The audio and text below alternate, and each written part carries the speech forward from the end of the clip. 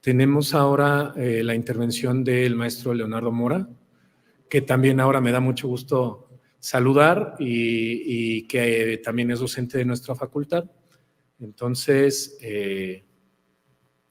ya nada más que llegue aquí al es de Guadalajara y le va a las Chivas, además.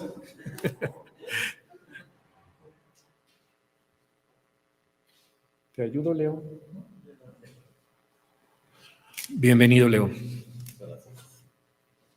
Nos dejó, creo que es parte también de la inercia con la que iniciamos, estar viniendo por acá a la ciudad de León, tan querida, y cada 15 días.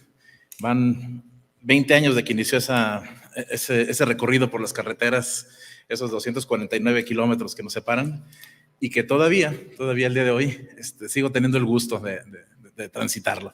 Justo ahora que venía para acá, digo, en esta misma aula he tenido la oportunidad ya de colaborar y de coincidir también en anteriores ocasiones, pero hoy revestía un momento especial, un momento de constatar algo que venía confirmando. Y antes de constatarlo, pues creo que es importante recordar un personaje que llegó, digo, que repartió en el quad unas postales.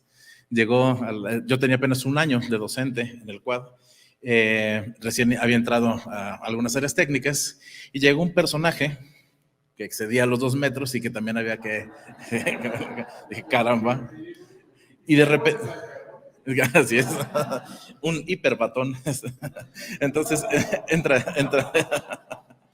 entra este personaje atípico en las conferencias que normalmente estábamos acostumbrados a ver cuando estudiantes, y posteriormente pues ya en los congresos en los cuales uno pagaba por estar ahí, ¿no? Y donde después nos enteramos que también pagaban ellos por eso es información.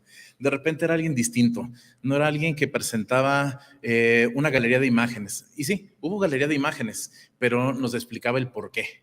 Y eso me pareció fascinante.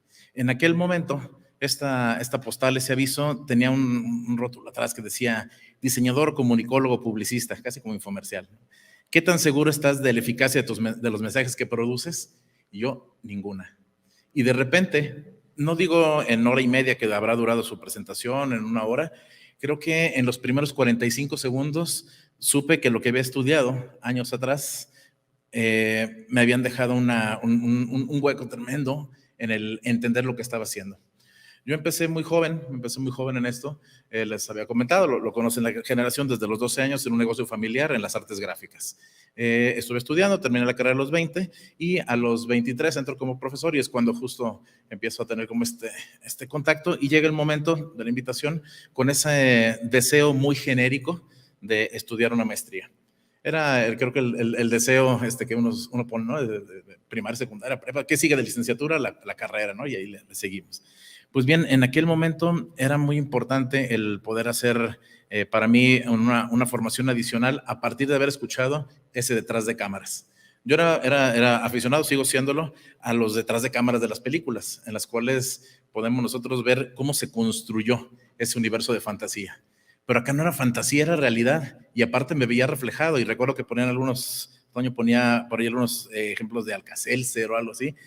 Dije, caray, qué interesante, ¿no? Entonces, ese juego de palabras, algo tan sintético y gráficamente bien logrado, dije, yo quiero eso.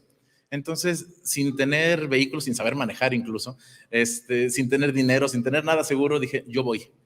Y a ciegas me lancé a la que ha sido la mejor apuesta de mi vida. Y no digo que haya sido la mejor apuesta de mi vida porque están aquí presentes, sino porque en múltiples aspectos ha cambiado mi mundo. Toño nos dice, con frecuencia nos lo repite, me dieron diseñadores y les regresé personas. Híjole, Toño, creo que tienes razón y más. Ha habido momentos en los cuales le puedo agregar yo la palabra ciudadano. Creo que ha sido muy importante ese término también. Creo que no nada más le diste al mundo y en general todo este grupo que se conformó en esos 2 años de formación, creo que nos formaron una conciencia crítica que nos permitió no solo insertarnos en el mundo, sino crear nuestros propios mundos. Y no solo ser ciudadanos del mundo, sino ser ciudadanos de nuestros mundos. Entonces, en los distintos espacios donde conviví en el pasado y donde convivo en el presente, siento que me puedo mover como pez en el agua. Y antes de la maestría no tenía yo esa sensación. Sí, el arrojo, pero con demasiados errores. Por ahí recuerdo en estas charlas dentro del aula, también esa idea bastante extraña del posicionamiento mercadológico. Digo, entonces, ¿dónde quedó el diseño, no? Y de repente unas fórmulas que vi en el pizarrón, dije, ¿cómo es esto, no? Y aparte me ponen un sigma y demás. No lo entendía. Creo que fue muy bueno. Es como el gimnasio el primer día que termina todo doliéndote. Bueno, creo que resultó así, Román. Pero fue muy bueno el ejercicio porque lo continué haciendo. Ahora ignoro las fórmulas matemáticas y me quedo con la esencia. Y así lo mismo, el entender, ¿y qué tiene que ver la literatura con esto? ¿Qué tiene que ver ese tú también bruto y demás? ¿Cómo entender esa literatura clásica? Al grado de que al día de hoy me preguntan, oye, ¿y por qué crees que no funciona esta campaña donde estamos hablando del COVID? ¿Por qué crees que la gente no lo entiende? Y me remito a los tiempos de maestría y digo, híjole, también puede estar la respuesta en la literatura. ¿Recuerdas Albert Camus, 1938, que hablaba de la pandemia y de cómo el virus no se podía combatir porque no estaba a escala humana? Ah, de veras, y que los muertos no representaban hasta que no eran tus propios muertos. Lo dice esta obra literaria. Ah, caray, ¿dónde lo sacaste? Pues leyendo. ¿De dónde salió eso? De León, 2001, me empezó en agosto, por ahí creo que fue el 10 de agosto del 2001 y concluyó por ahí como algo del 16 de julio del 2003, ¿no? En ese periodo me llegó el gusto por la lectura. Entonces es importantísimo para mí el poder encontrar este tipo de referentes, ¿no? Y referentes que no solo me han llevado a mejorar el entorno profesional al que me desenvolví, sino que me ha permitido también dialogar con otras personas. Y lo decía hace rato con David Herrerías. Digo, fíjate que los contenidos de la maestría me permitieron irme del otro lado del mundo. Estuve viviendo un tiempo en Eslovaquia y en Polonia, platicando con lingüistas, comparatistas literarios, con semiólogos, platicar con ellos. Y le digo, pero la cosa no era agarrar un avión 31 horas y llegar, sino entenderles y dialogar, porque nos dio este cúmulo de conceptos, estos ejercicios y esta cercanía con ustedes, profesores tan queridos, nos dio la posibilidad de tener el acceso a esos mundos de conocimiento.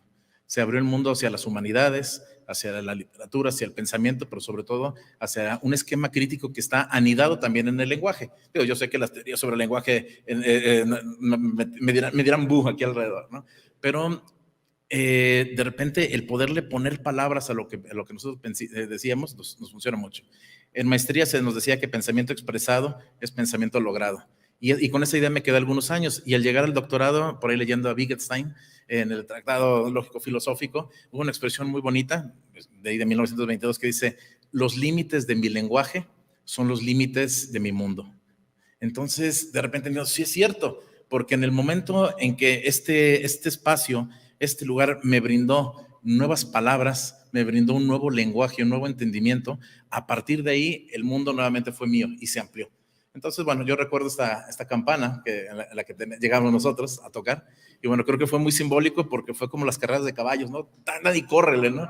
Una carrera en la cual pues me ha llevado a diferentes instancias y de participar en lugares muy interesantes, por ejemplo, de poder dialogar en la Cátedra UNESCO en Bogotá acerca del dolor y de la sangre. Cuando llevaba una ponencia sobre la comunicación y muy teórico, me encuentro con el dolor de la gente ante una reunificación y un problema que se daba acerca de la amnistía en aquel momento, ¿no? Era, me parece, 2016.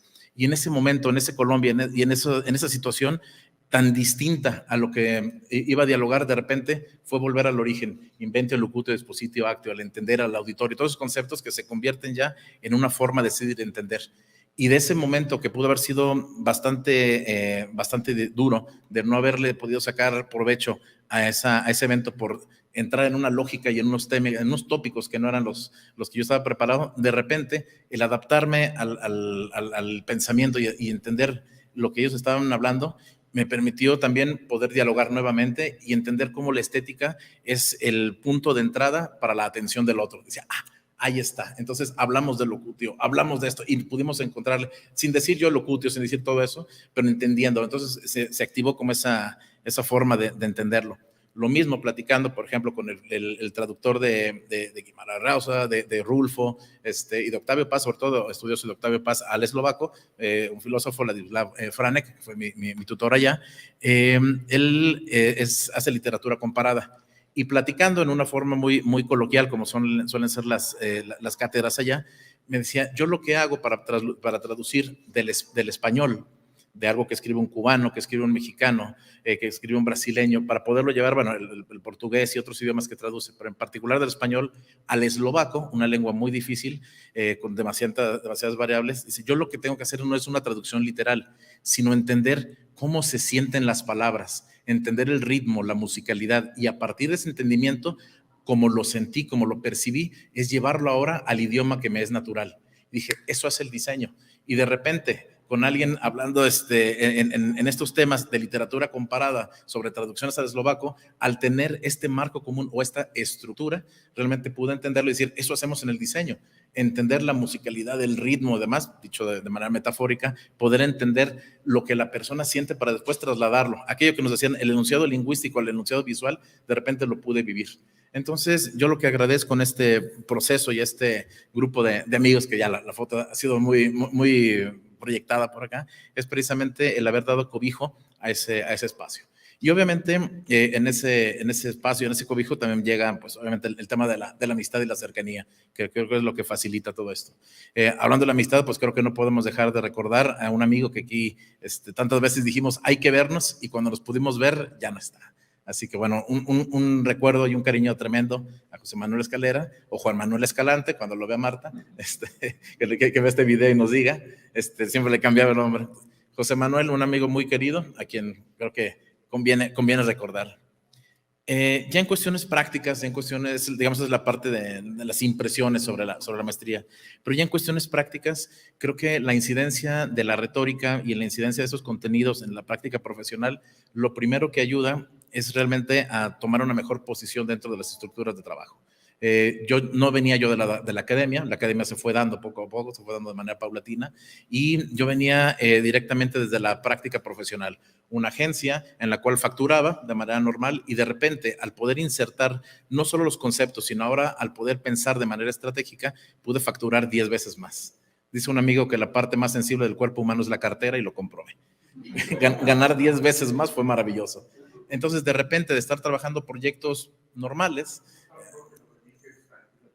¿cómo no?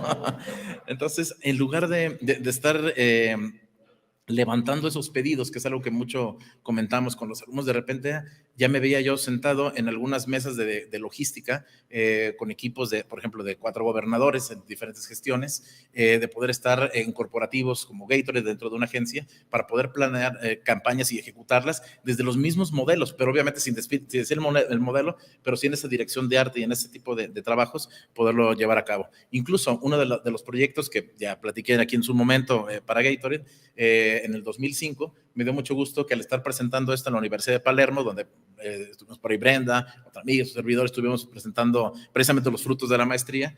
En aquel momento, al llegar a una especie de Oxxo, de por allá, el 25 horas, abrir el refrigerador y ver que estaba la botella que habíamos diseñado 3 años atrás, con el mismo esquema, es decir, nada más tradujeron algunos elementos a la forma de pensar de Argentina, pero el trabajo trascendió. Entonces, esos proyectos en los cuales tenemos abierta la pauta para poder diseñar y decir, hoy en el partido América Pumas, el anuncio que va a aparecer en la pantalla electrónica dirá tal cosa, ¿no? Entonces, saludos a Toño.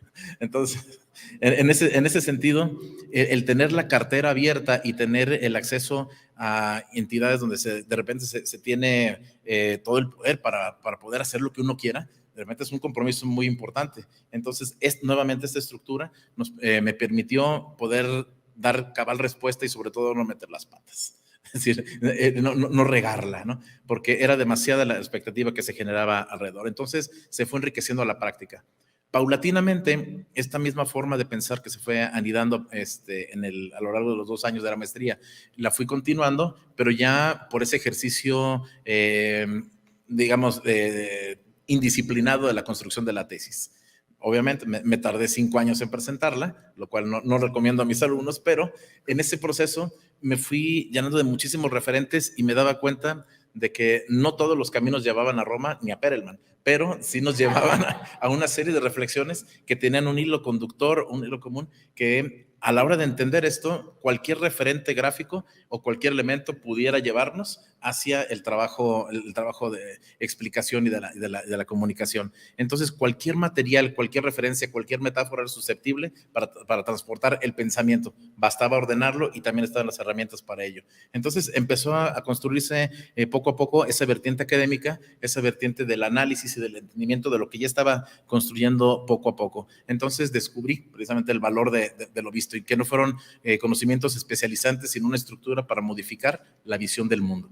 Así que agradezco y justo por eso estoy aquí después de 2 décadas, después de muchos kilómetros acumulados en carretera, el estar aquí compartiendo, además de la amistad, el poder tener esta gratitud por el tremendo cambio, ¿no? Obviamente, este diálogo me permitió también entender mejor a los alumnos a los que asesoro de tesis, los cuales llegan con un abanico tremendo de información, pero el poder entender la estructura del texto escrito ya me permitió hacer otro tipo de cosas. Y al día de hoy, voltear hacia atrás, ahora que pertenezco al Sistema Nacional de Investigadores, ahora que ya han salido, no sé, 9, 10 publicaciones y que ya estoy en esa dinámica, pues de estar en la producción académica, en la revisión, en el haber formado junto con otros colegas una maestría, en participar en 3 o 4 programas de posgrado, el estar, vamos, ahora ya en este mundo, de repente digo, híjole, qué bonito es como seguir los pasos de los que fueron mis maestros.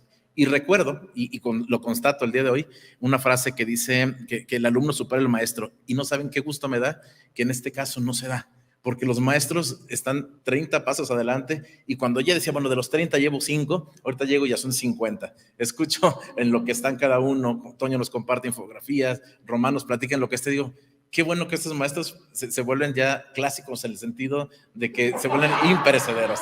Así que Román tenía que afinar la metáfora. Bueno, entonces, no, gracias, así es. Sí, caray. Sí, pero bueno, en esta parte, bueno, que también es el seguimiento a un chat que tuvimos hace poco en el cual dice, esta metáfora no te la perdono. Entonces, disculpen, pero tenía que anidarla.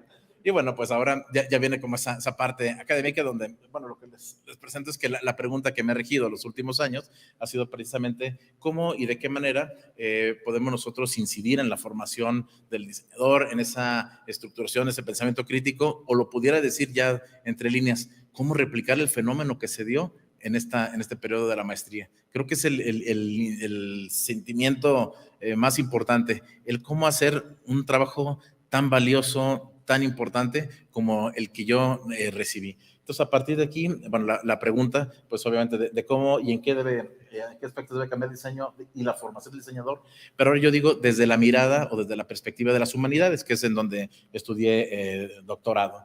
En este espacio o en este momento, pues obviamente lo que nos lleva es a pensar en algunas áreas de trabajo.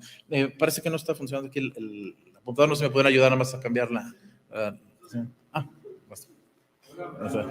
Un clásico. Yo pensaba que bueno, así. Sí, con la flechita a la derecha. Muchas gracias. Bueno, la reflexión, digamos, en pensamiento más gráfico, precisamente creo que parte de cómo venía yo en la licenciatura, cómo venía desde el planteamiento de un proyecto hacia su solución y cómo esto se enmarca dentro de la propia acción. Entonces era un puente que ya llevaba yo de manera regular y que poco a poco con ese acervo herramental iba generando. Pero la maestría vino a generar un segundo marco, un segundo arco, digamos, en el cual ya se hablaba de la estrategia, la gestión, qué hacemos con lo que conocemos, dónde pongo el hallado, decía la canción, ¿no? Dónde pongo ahora todos esos conocimientos, de qué manera le doy sentido. Entonces, de ese fin utilitario, brinca ya a un digamos, más estratégico y a lo largo de estas 2 décadas después de haber egresado, creo que me he insertado más a esta otra parte. Y es precisamente el fin reflexivo, es el fin precisamente desde las humanidades. Estamos hablando de discernir, dialogar, argumentar, respetar. Es decir, pasar de la acción hacia ese momento de la reflexión para saber qué estamos haciendo. Entonces, esto pues obviamente me ha llevado a pensar cómo hay varios niveles en los cuales podemos ir transitando desde el propio de discernimiento, desde el propio proceso técnico, perdón, hacia la intencionalidad comunicacional, que es lo que vimos ya con el diseño de enunciados proposicionales y demás, cómo dotamos de un esquema mayor a nuestro trabajo, y finalmente llegamos a un discernimiento. El tema de la tesis que yo estuve manejando en el doctorado, que también fue una continuación del pensamiento de esta maestría o de las inquietudes que me dejó, era precisamente el ejercicio humanista del diseño. ¿Qué podemos hacer con ello? Entonces, ya fue analizar paradigmas actuales. Fue ya empezar a leer a Gilles Bobetsky, leer a Bauman, estar leyendo a Lyotard para entender la modernidad, la posmodernidad, de repente brincar a Byung-Chul Han, y estar leyendo otros autores, pero también releer a los que consideran o los que me dijeron desde la licenciatura que eran pilares del diseño. Y encontrar como Milton Glaser dice, espérense, va para atrás, y saca su libro, Diseñador Ciudadano, donde nos dice las cosas no eran por ahí. De repente dice, no, Gibbon Siepe tenemos que entenderlo y tiene que ser justo de esta manera el diseño, y escribe un libro llamado Diseño y Crisis, donde dice, no, necesitamos llegar a un humanismo proyectual. Igual va para atrás, y en los años ya más recientes genera esa interacción con el entendimiento del otro y algunos factores que no incorporaba en sus etapas, o en las etapas que a mí me tocó estudiar por allá en los 90s. De la misma manera, leer al propio Norberto Chávez, el cual habla de ese ser consciente y de cómo en esa conciencia crítica, además de que él modifica ya su forma de escritura, pero también tiene otro tipo digamos, de esquemas en los cuales empieza a operar. Entonces fue entender el paradigma actual y cómo incidir en ello. Entonces, bueno, pues ahí me dediqué el resto del tiempo y me encontré que algunos retos de la continuidad de este trabajo han sido precisamente el desinterés de ambas partes, de humanistas y de diseñadores. Entonces, la apatía ha sido tremenda, ¿no? Entonces, ese desinterés por ejemplo, yo estudié dentro de la misma universidad, en el Centro Universitario de Ciencias Sociales y Humanidades, y ahí era una rara avis, ¿no? Es decir, ¿tú qué haces aquí? Tú eres diseñador. Y en diseño, en casa, decía, bueno, ya vengo del doctorado, ¿qué estás estudiando? Eso de humanidades. ¿Y qué haces aquí o qué haces allá? Entonces, era una regla esa de no tener un espacio, digamos, bien categorizado, en esos márgenes borrosos, ¿no? Como vimos aquí. Entonces, también había una resistencia institucional hacia la inserción de este tipo de temas en la propia currícula, es decir, la dificultad de poderlo completar. Modelos antagónicos incluso que podemos tener, y también la pluralidad del pensamiento humanista. Para no ampliar tanto estas referencias del pensamiento humanista, tras el estudio me di cuenta que había cerca de 200 definiciones sobre humanidades. Y nos decían, bueno, hay que acercarlos a las humanidades. Y yo pregunto, ¿a cuál de todas? Entonces, desde ahí vienen este tipo de dudas y de problemas. Entonces, ahí llega precisamente a haber un listado tremendo de versiones donde se dice las humanidades y este pensamiento reflexivo nos llevan desde el altruismo, nos llevan hasta esas incongruencias como las guerras humanitarias, que está dentro del concepto de humanidades, pero también humanidades era leer a los griegos, leer a los clásicos, o era entender al otro, y bueno, una serie de definiciones. Todorov es uno de los que me gusta, de cómo lo expresa, de ponerse en lugar del otro. Otros hablan del cultivo de espiritualidad. Entonces, son tantas las definiciones de humanidades como también tenemos un montonal de definiciones de diseño o de los múltiples diseños. Entonces, esos fueron los principales retos a los cuales me he enfrentado. Y bueno, finalmente, pues esto inició con una reflexión en el diseño y ahora poco a poco lo he llevado también a espacios de humanidades. Entonces, pues en este proceso he entrado a algunos proyectos, gracias, Román, donde entro precisamente a entender los paradigmas actuales, cómo es que esto se genera. Vamos a ver la siguiente. Y a partir de ahí, algunos proyectos han sido, por ejemplo, vincular la filosofía política con el diseño editorial de Thomas Hobbes y de cómo las letras se organizan o la portada se organiza de la misma manera o bajo la misma impronta que se fundamentaba la monarquía. Entonces, ¿cómo es que se ejerce el poder a través de las columnas, las reglas y demás? Entonces, fue un ejercicio muy interesante presentado por ella en Tipografilia. De igual manera, pues otro trabajo sobre la frónesis o la prudencia de los griegos, muy anidado también en las campañas políticas y demás. También la actitud hermenéutica para no quedarnos con lo primero que llega y entender algunos casos que tomamos sin ese análisis crítico. De igual manera, la sobrevaloración del propio diseño en algunos vehículos como de cine ficcional y demás. Y pues esto también ha llevado, vengamos a unas 3 láminas, otra más. Gracias, ahí. Justo elementos que podemos tomar como bandera, como esa película de Javier Larraín, donde se pinta que el diseño y la publicidad cambiaron el rumbo de un país, cuando de repente ya entendemos que es un documento, que hay un documento que fundamenta esto, pero sobre todo intenciones persuasivas, y ya podemos separar la ficción y lo que se dice de la realidad. Entonces, también este tipo de trabajo, que no es otra cosa más que ahondar en esos significados del trabajo. Un proyecto en el cual estoy ahorita, presente en colaboración con otras de nuestras compañeras, con Brenda Sopiñán, estamos armando, está detenido un poco por pandemia, pero el análisis de un libro llamado El arte de escribir, de 1798, en el cual se anidan algunos puntos del pensamiento con los cuales conviene también retomar este trazo, ¿no? Por ejemplo, en este proyecto, es un libro que se tiene en el área de fondos históricos de la Universidad de Guadalajara, y es un texto que se presentó ante el rey Carlos IV, precisamente para estandarizar la forma de la escritura. Y el rey dijo algo muy interesante que yo creo que puede ser un indicio también de la identidad corporativa en España, que dice: quiero que este libro se conozca en todo el reino para que vean cómo aquella forma de la letra es de los españoles, y quien escriba con esta letra sabrá que le está hablando su rey. Entonces ahí podemos rastrear este tipo de elementos. Y hay una cita más adelante, es una más, otra más, ahí es, que me encanta porque también habla de aspectos técnicos como el kerning, ¿no?, de la tipografía, y que dice: este arte, el arte de escribir, sirve para comunicarnos con los ausentes y hablar a los venideros por medio de signos o figuras a las que llamamos letras, las cuales, unidas con un orden de mutuo consentimiento, y ahí de ese kerning y demás, forman las sílabas de las que salen las voces o palabras que componen las oraciones y periodos que abrazan nuestros discursos y pensamientos. Diría un autor muy conocido: ¡qué bonito!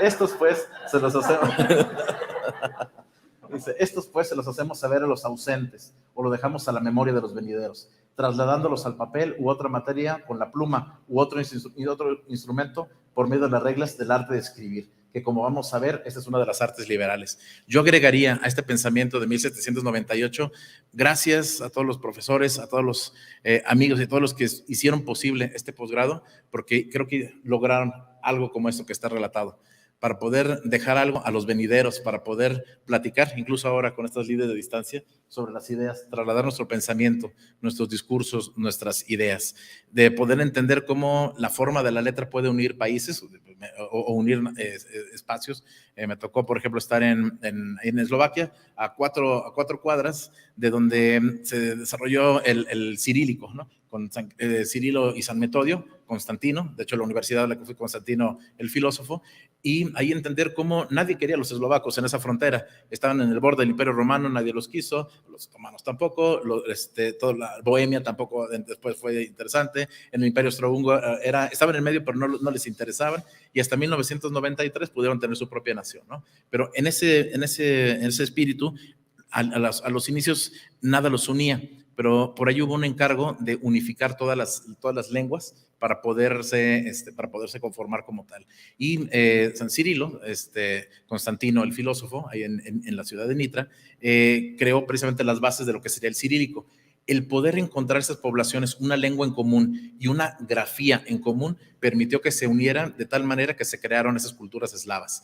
Que nosotros lo podemos ver si vemos el ruso y cómo los signos tipográficos rusos le dan identidad y tienen ese sentimiento de pertenencia. Entonces, a mí me parece una maravilla el que este posgrado haya ayudado a fortalecer y a formar este tipo de sensibilidad a los temas. Son temas inabarcables, pero sí poder jugar con esa curiosidad y descubrir en cómo se construye una letra, cómo se traza, en cómo lo platicamos, de cómo se trabajó la pandemia en el 38, y de repente regresar también autores que no son conocidos, pero volverlos a leer. Hace poco tuve que releer algunos textos para algunos artículos, y dije, qué riqueza de aquello que leí hace 20 años, y volver a encontrarle ese valor. Así que, bueno, pues agradezco el hecho de haber sido invitado en esa charla en el Quad a través de una postal, y que sigue dando 20 años después un diálogo entre tantos amigos tan queridos aquí en la ciudad de León. Muchas gracias.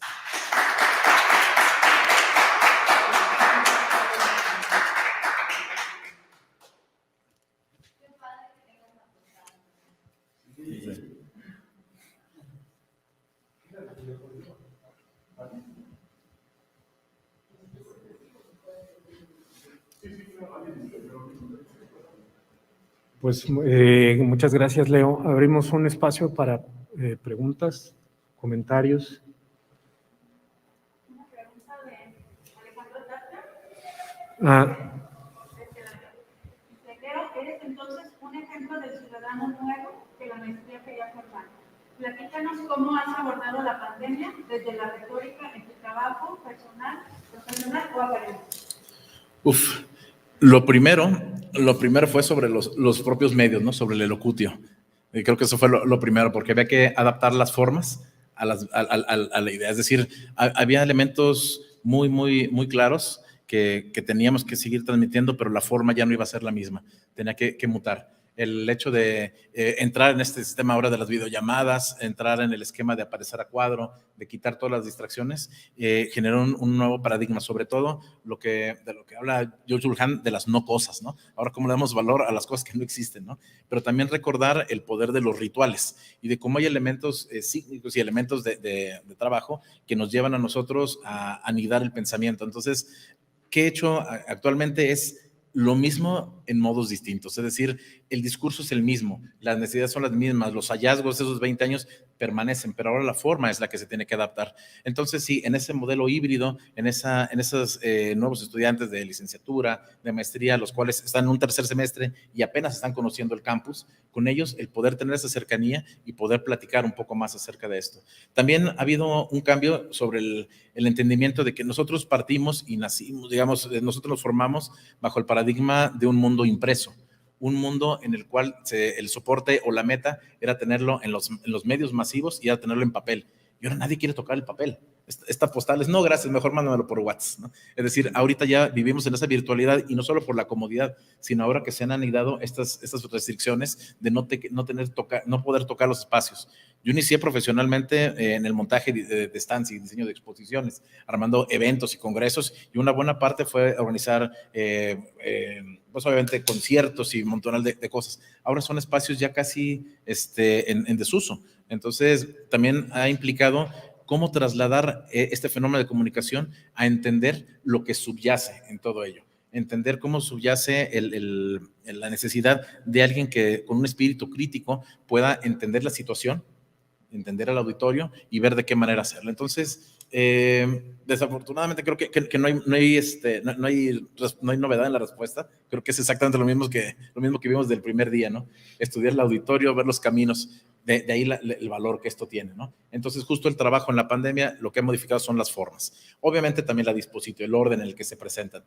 Antes era tener la clase con esa verborrea y estar frente a los alumnos, y ahora no. Ahora es anidar todas las partes para que ellos las constaten por sus propios medios, desde el celular y demás, y posteriormente ya en el aula podamos dialogar. Entonces aprovechamos el tiempo donde ya no tenemos ese karaoke académico que es el PowerPoint, sino que ahora tenemos la posibilidad de dialogar acerca de los contenidos. Y también, como lo decía Jorge Wagensberg, que ya falleció, divulgador científico, poder fomentar el gozo intelectual.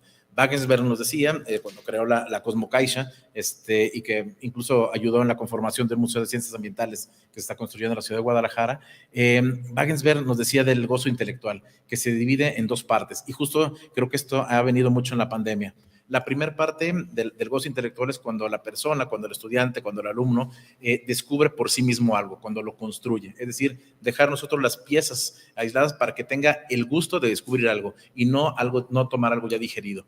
La virtualidad, la pandemia me ha permitido, ahora sí, con todo el pretexto y las herramientas tecnológicas, anidar ligas, anidar expresiones, anidar memes, anidar todo lo necesario para que ellos puedan descubrir por sí mismos este hallazgo. Y la segunda parte del gozo intelectual que se completa, se valida y que me ha tocado verla es cuando la persona, al tener un descubrimiento propio, la puede presumir, la puede llevar. Al día de hoy, por ejemplo, para mí es un gozo poderle platicar al mundo lo que aprendí o lo que aquí pude descubrir a partir de todas las lecturas. De igual manera, es generar esa dinámica para que los alumnos lo compartan, pero ya que lo compartan con sus clientes, con su equipo de trabajo, acerca de estos hallazgos de la comunicación. Me da muchísimo gusto cuando de repente los egresados me invitan a formar equipo con ellos, a veces por darles soporte, ser proveedor y demás, y de repente veo cómo disfrutan algunas expresiones que ellos mismos han logrado y que lo han logrado a partir de las materias que hemos constituido. Entonces creo que ha sido un buen ejercicio esto. Entonces la pandemia ha sido procurar ese gozo y divertimento también para poder soportar tantas horas frente a pantalla. Clases de 4 horas continuas son, es imprescindible un cambio en los modos, en el actio mismo, del propio hecho retórico, pero la inventio sigue exactamente igual. O sea, las ideas clave siguen estando ahí. Gracias, Leo. Comentario de Manuel Santos. Ese ir y venir cada 15 días con aprendizajes nuevos y gestiones entrañables, parte importante de nuestras vidas. Gracias, Leo. Abrazos a todos. Juanjo Vázquez, gracias, Leo, y felicidades. Itzel Álvarez, felicidades, Leo. Qué interesante escucharte. Muchas gracias. Muchas gracias. Muy bien. Pues entonces, si no hay más comentarios, muchas gracias, Leo, por la intervención. Continuamos con lo programado. Creo que continúa Alex Tapia a distancia. Entonces, pues cedo también micrófono.